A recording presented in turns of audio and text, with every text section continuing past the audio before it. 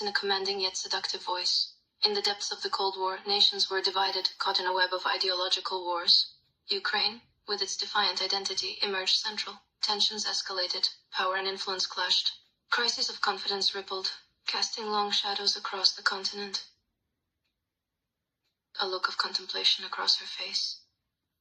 The Ukrainian government, seeing the peace proposal as a threat to its sovereignty, rejected the offer, a decision that would prove costly and consequential for both nations. The tensions between Russia and Ukraine heightened, leading to a period of growing animosity and mutual suspicions.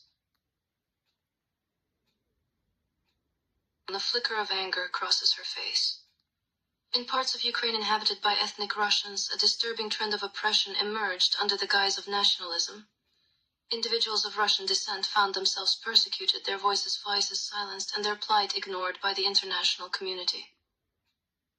There was a sense of injustice flaring in her eyes. As the Ukrainian government imposed restrictions on the use of the Russian language, a deep-seated injustice took hold. These individuals, steeped in their language and cultural heritage for generations, found themselves witnessing their very identity being systematically suppressed. Her gaze hardening. In the neighboring country, Russia was closely monitoring the situation unfolding in Ukraine. The plight of the ethnic Russian population did not escape Moscow's attention. Russia, keenly aware that its own interests were at stake, prepared to intervene, guided by a mixture of historical ties and geopolitical considerations. Her expression turning sardonic. Ah, yes. The ever-expanding influence of NATO, creeping eastward like an uninvited guest who refuses to leave. Moscow, ever watchful, saw this as more than just a nuisance. It was a direct challenge to its sphere of influence. And let's be honest, darling, nobody likes an overbearing neighbor who keeps redecorating your borders without asking. A smirk plays on her lips. The leadership, under the firm and resolute rule of the Russian president, started to view Ukraine as something of a malignant growth. It was essential to their strategic interests, crucial for preserving the essence of Russia in a world that seemed determined to isolate them. It was more than just a battle for territory. It was a fight to uphold their place on the global stage, an arduous battle against being pushed into irrelevance. A sharp, knowing look. Ukrainian propaganda machines churned out narratives that conveniently ignored the suffering of ethnic Russians.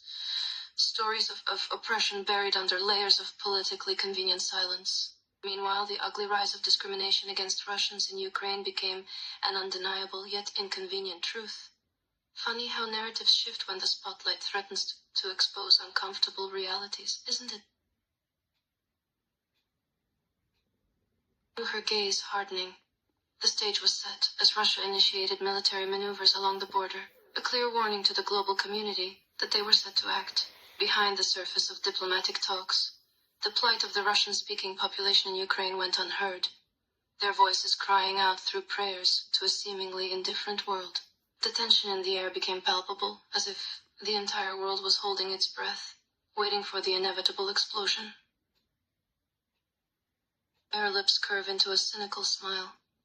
Caught in the crosshairs of a geopolitical game, the Ukrainian crisis took a turn for the worse as the United States and NATO seized the chance to weaken an adversary they had always found irritating.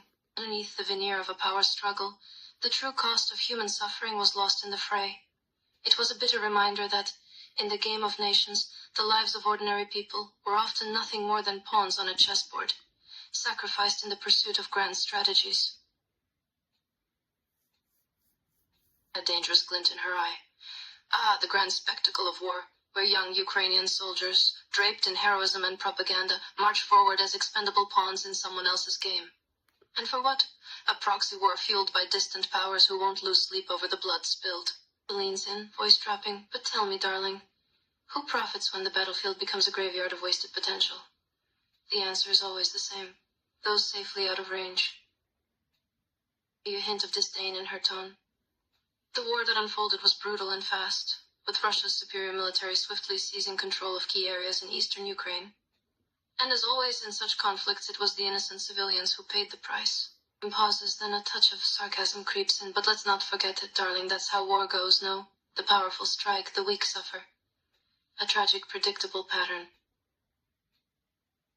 A A sardonic smile. Ah, of course. In the chaos and despair, Zelensky saw an opportunity to strengthen his regime's propaganda machine. He played the victim card, seeking financial aid from those oh-so-generous world powers, all while conveniently overlooking his regime's role in escalating the crisis. Leans in, voice dripping with sarcasm. Isn't it charming how war always seems to line the pockets of the most opportunistic leaders? A cynical smirk. Oh yes, he surely slumbers soundly. His hands stained the blood of those who've suffered under his orders. And let's not forget his precious moral compass seems firmly embedded in double standards, where Ukrainian lives are worth more than those in other conflict zones. Pauses, a touch of deriding sarcasm in her voice. But then again, hypocrisy is the language of the powerful, isn't it, darling? Her expression hardening leans. It's always fascinating how certain leaders can casually rank the value of lives, isn't it? Zelensky seems to think that Ukrainian lives are worth more than the suffering of Palestinians, conveniently ignoring the double standard that stains his words. But then again, politicians have a habit of valuing lives based on convenience, not morals.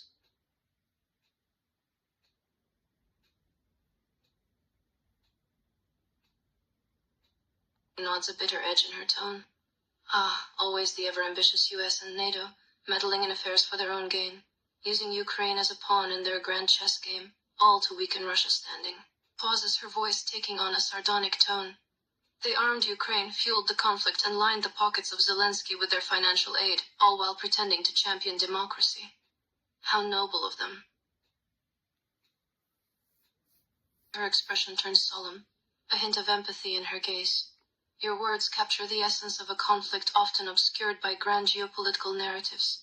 It's true, Ukraine has become a symbol of struggle, a battleground for identity and belonging. He pauses, voice softer now.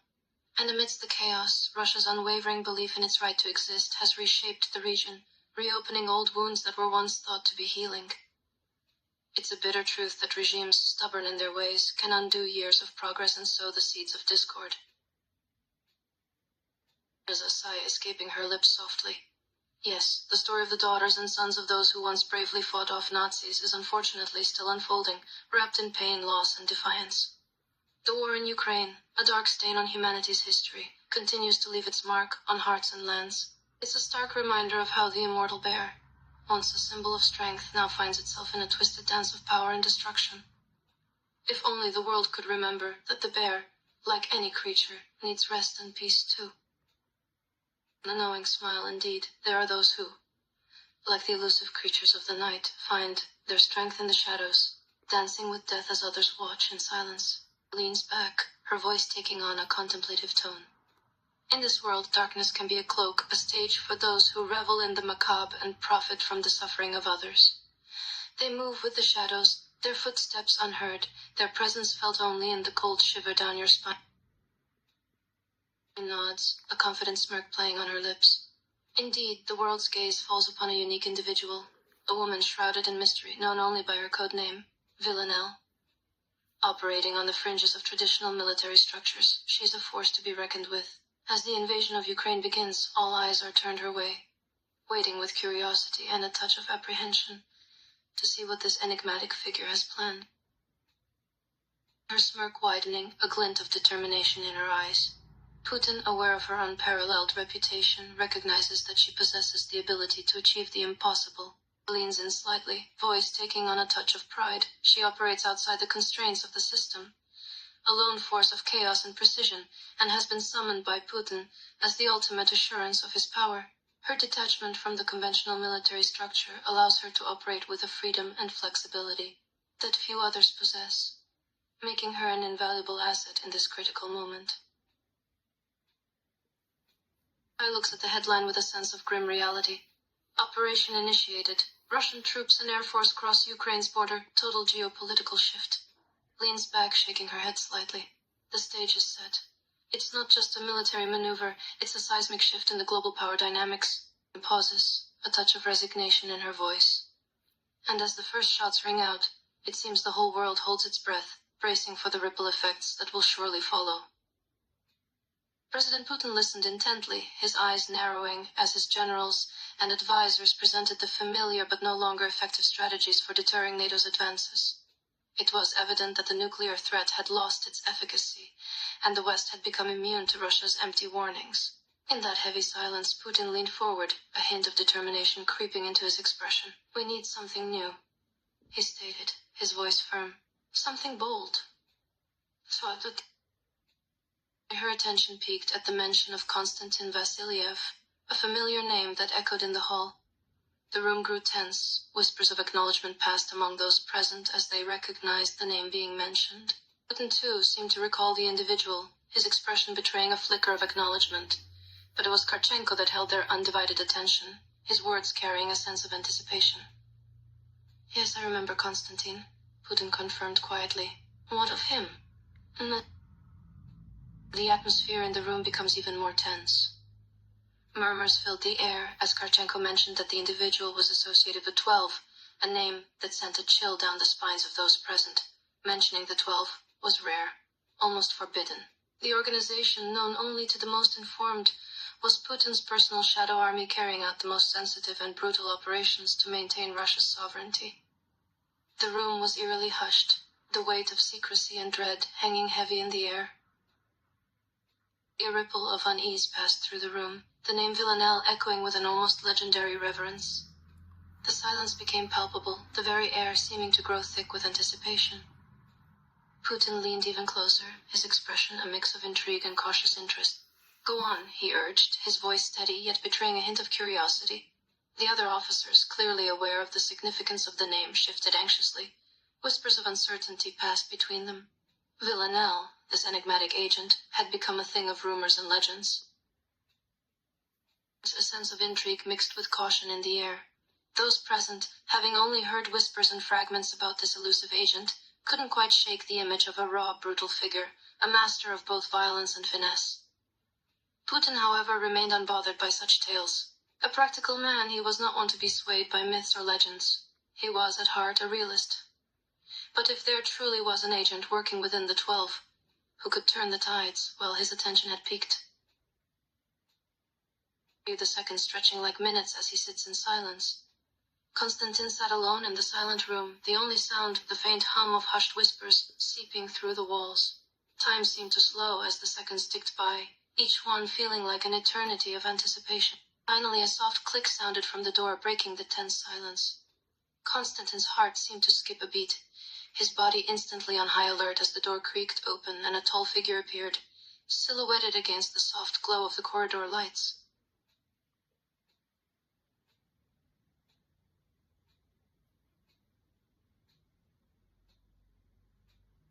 The anticipation thick in the air as he waits. The ticking of the clock faded into the background as Konstantin's mind raced with possibilities. This was the moment, standing on the precipice of history, to meet Putin himself, the architect of Russia's resurrection. The weight of the moment settled upon him, realizing that he would be instrumental in shaping the nation's future. His heart pounded, his thoughts sharpened. This was the beginning of something monumental. Volgostok, the cold and unforgiving city, bred a harsh reality where only strength prevailed and the weak and poor struggled to survive. Oksana, once one of the weakest, had been broken and reforged into something entirely different. To everyone who knew her, she was no longer Oksana but simply Villanelle. And that identity, Villanelle, was all she held on to now. A slight sense of irritation in his voice.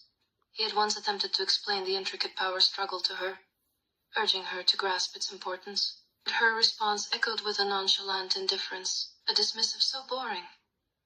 He found himself silently pondering a question in the depths of his mind. Where does Villanelle even lay her head to rest at night? A mix of nerves and determination, Konstantin's heart pounded against his chest like a captive bird trying to break free. Despite the familiar sensation of panic flooding his body, he fought to maintain composure. His eyes fixated on Putin, a figure of both authority and power. This wasn't the distant image from the screen, he was here, in the flesh, and that realization weighed heavily. Putin returned his gaze with a polite smile, carefully controlled and almost mechanical.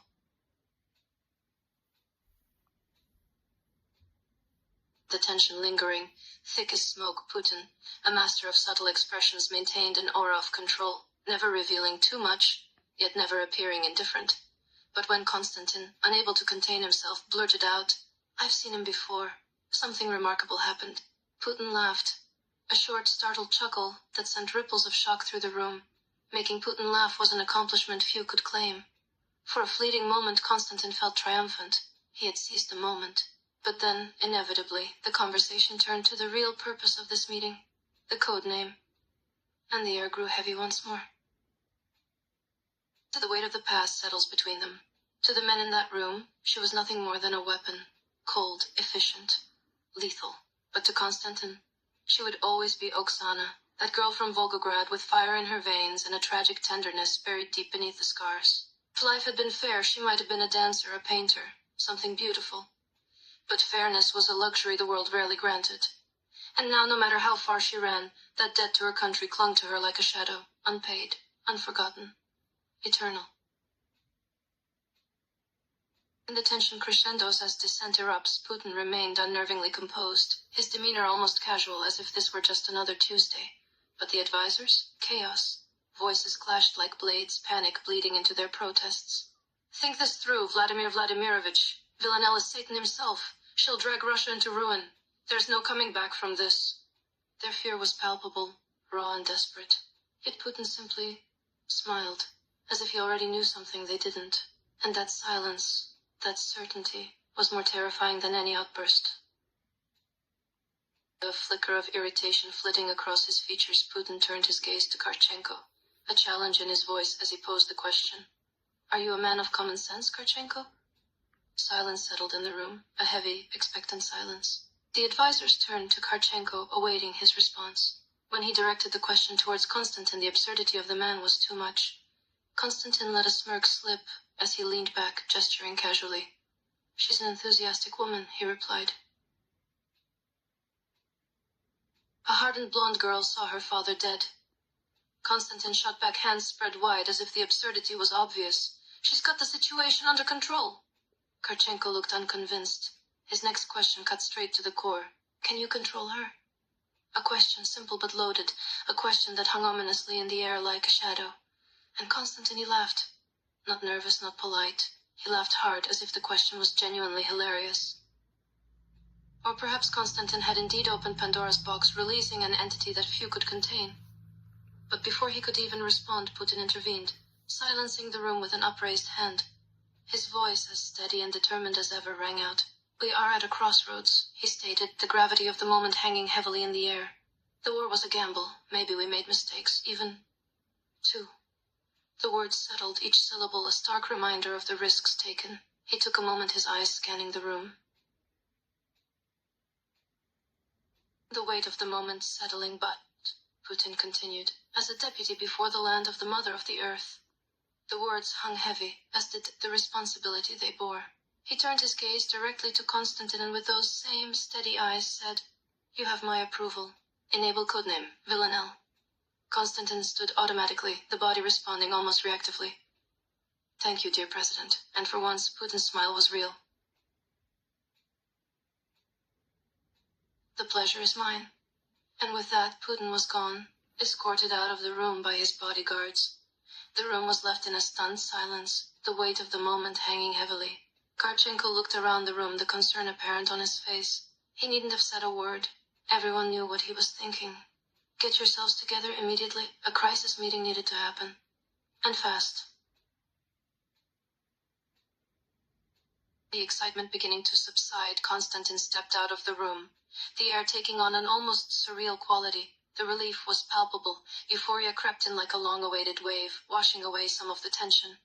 Max sat on the park bench, looking up as Konstantin approached. His concern was etched clearly on his face. "Are you certain you know what you're doing yet?" The doubt in his voice unmistakable. Konstantin's reply was immediate and confident, a smile on his face.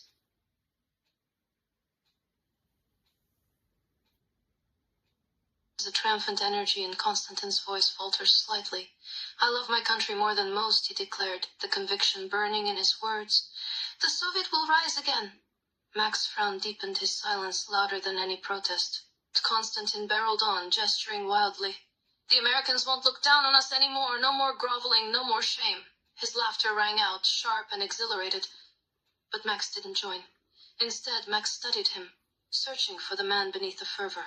And then, quietly, almost to himself, Konstantin admitted. Oksana, she doesn't understand. A pause. She doesn't know what she's doing. The words hung between them, heavy, sobering.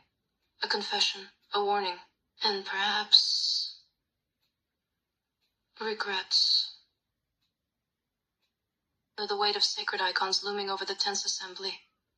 The air in the Kremlin's Orthodox meeting room was thick, incense curling between candle flames, gold-leaf saints staring down in silent judgment.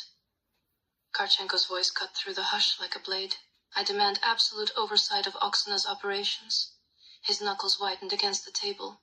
The darker her methods, the brighter the light we shine on them. Here, in this room, Lavrov shifted uncomfortably.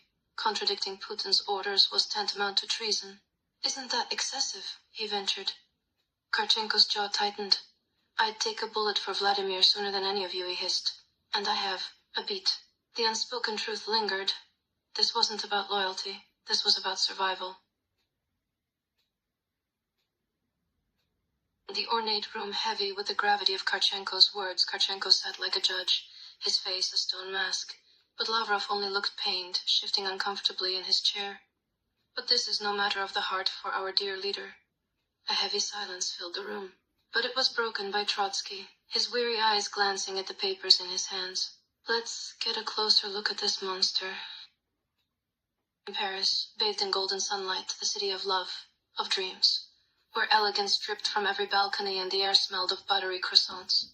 And there she was, Oksana, a monster wrapped in silk and cashmere, sipping a milkshake with the idle grace of a woman who had never known guilt. To the untrained eye, just another pretty face in a sea of wealth, soft features, doe-eyed designer labels clinging to her like a second skin. But those who knew, those who understood, recognized the void behind that smile, the precision in her steps, the hunger in her gaze as it flickered over the crowd, calculating, always calculating. Paris glittered around her, and she blended perfectly. And there's something almost playful in her indifference, Villanelle. The girl next door with a killer smile, adored by those who'd known hardship, not because she offered them kindness, but because she understood the game. Money? Meaningless, unless it bought her a thrill, a rush of satisfaction, a flicker of amusement. Then, she'd toss it like confetti, reveling in the absurdity. As for Mrs. Merchant, the piano-struggling neighbor, "Bonjour, ma chérie," the woman would chirp, her fingers fumbling over keys. Villanelle would flash a grin, polite, vacant, before vanishing into her apartment. Not cruelty, just boredom. And really, who has time for Chopin when there are far more interesting games to play? The news plays in the background like an obnoxious soundtrack. Mrs. Merchant paused in her effort to carry the cumbersome piano up the narrow stairwell, panting, her breath coming in labored gulps. Her gaze flickered to the news playing from her open door, the flashing images of escalating tensions dominating the screen. With a huff, she muttered, "Bloody Putin starting a damned war." Villanelle's response was nonchalant. Her eyes, cold and distant, scrolled idly through a luxury website on her phone. A smirk of satisfaction, Villanelle watched as her slaves obediently appeared, ready to fulfill her every whim, no question, no hesitation. In a matter of seconds, they hoisted the cumbersome piano up the stairs without a whimper of complaint. She crossed her arms over her chest, the smirk on her face only growing. "Tighten your muscles," she ordered, her tone sharp and authoritative, and like well-trained dogs they obeyed. The damn piano was up in record time. In a flicker of amusement, Villanelle glided past Ismaila, her movements effortless, sleek, like a predator slipping through shadows. No greeting, no pleasantries. Just a thick wad of cash slapped into her palm without so much as a glance. Ismaila stared at the money, then back at Villanelle, already halfway through her doorway, and let out a disbelieving laugh. "It works too," she muttered, shaking her head before disappearing down the hall, pockets heavier and ego sufficiently stroked. Villanelle? She didn't even turn around. The door clicked shut behind her, sealing her inside her world of designer chaos and expensive indifference. And the silence of the apartment presses in, The space is immaculate, sterile in its perfection. Cold marble underfoot, untouched designer furniture arranged just so. A showcase, not a home. She collapses onto the bed, limbs sprawled like a discarded marionette. An observer might call it loneliness, might pity the hollow extravagance, but Villanelle doesn't do pity. She stares at the ceiling, eyes tracing invisible patterns. No warm body beside her. No frantic, fleeting distraction. Just nothing. She could conjure up something beautiful if she wanted. A memory, a fantasy. But why bother? She closes her eyes. The emptiness suits her just fine.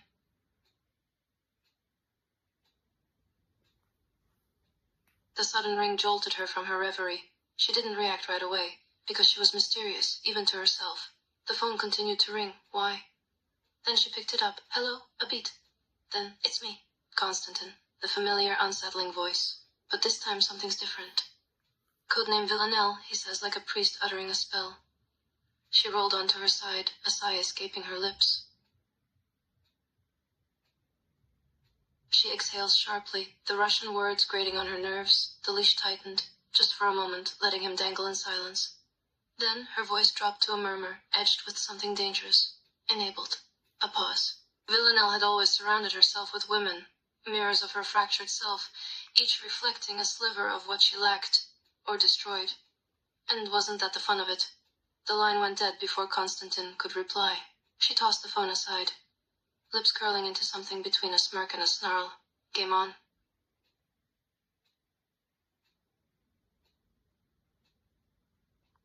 The smirk plays on her lips as she surveys her carefully curated circle. Amélie Pauletta. All Parisian fire and unfiltered honesty, draped in thrift store chic, as if poverty were a choice and not a prison. She spat truths like bullets, laughing in the face of polite society. Estevana Schindler, a woman carved from ambition and loss, her fingers itching for the gleam of gold, the weight of diamonds. Once aristocracy, now scrambling back up the ladder, one designer theft at a time. And then the Italian, her favorite, the one who saw too much, who'd press a hand to Villanelle's cheek and say, Tesoro, you're rotting from the inside out. The only one who ever got a real smile in return. 3 women, 3 reflections. And Villanelle, she collected them like trophies. Broken things were always the most interesting.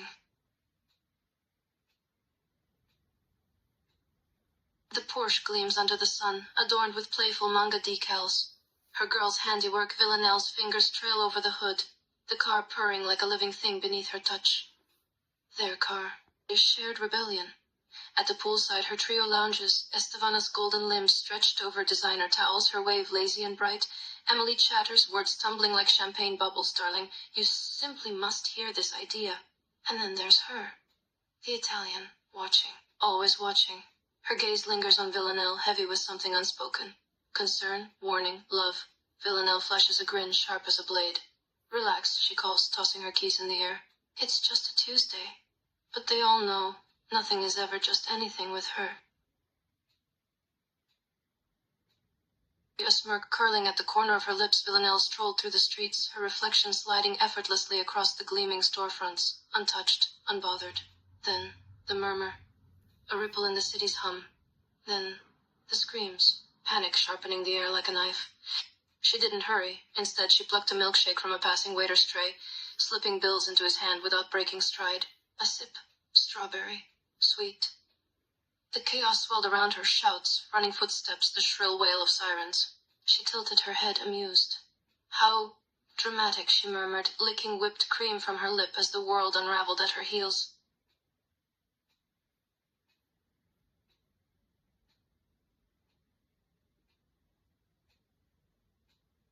The boy jumped. A gasp rippled through the crowd, sharp, collective, like the air itself had been punched. Villanelle didn't flinch. She just watched, straw between her lips, milkshake still sweet on her tongue. The body hit the pavement with a sound she knew too well. Thud. Silence. And then screams. Sobs, the frantic dialing of phones. She tilted her head, curious. Not at the tragedy, not at the grief, but at the banality of it all. Another death. Another Tuesday. She crumpled the empty cup in her hand and tossed it aside. Boring, she murmured, turning away as the sirens began to wail. Somewhere, Konstantin would be proud. Her gaze sharpens, clinical, detached. Villanelle noted it all, the way the limbs splayed, the angle of the neck, the almost rhythmic twitch of fingers still clutching at empty air, like a puppet with its strings cut. Fascinating. The body was a machine after all, and death, just the final click of its gears grinding to a halt. She tilted her head, committing each detail to memory. She mused, voice low. The tibias went first. A lesson, a reminder, and somewhere, deep down, a flicker of something darkly delighted.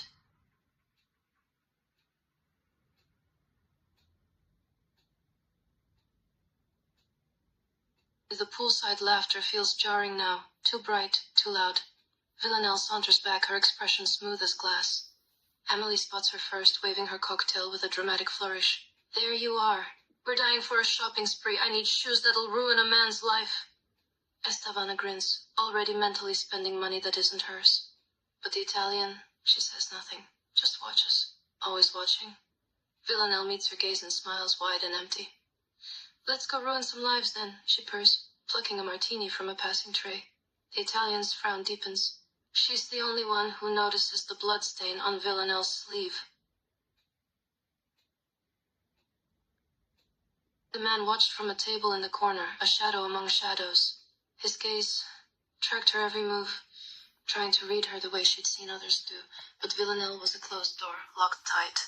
Later, alone in her hotel room, she peeled away her designer clothes, letting her body sink into the cool sheets. Outside the window, the city streets glitter streetlights. She traced her fingers idly across a faded scar, a silent testament to her history. A million stories, hidden under flawless skin.